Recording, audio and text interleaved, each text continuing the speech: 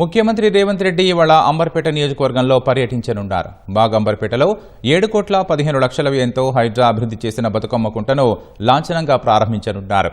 ఈ నెల 26న జరగాల్సిన బతుకమ్మ కుంట ప్రారంభోత్సవాన్ని భారీ వర్షాల కారణంగా ప్రభుత్వం ఇవాళ్టికి వాయిదా వేసింది. సాయంత్రం 4 గంటలకు సీఎం రేవంత్ రెడ్డి బతుకమ్మ కుంట తలుపులు తెరిచి మహిళలను బతుకమ్మ ఉత్సవాలకు ఆహ్వానించనున్నారు.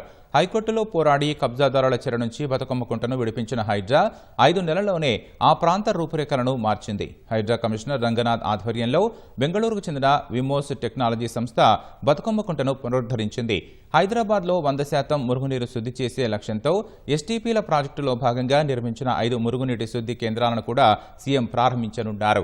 ఔటర్ రింగ్ రోడ్డు పరిధిలోని 39 ప్రాంతాల్లో ఉన్న స్థానిక సంస్థలు, గ్రామాల్లో ఎస్టీపీలు నిర్మించడానికి 972 ఎమ్మెల్యేల సామర్థ్యంతో మరో 39 ఎస్టీపీలకు రేవంత్ రెడ్డి శంకుస్థాపన చేయనున్నారు.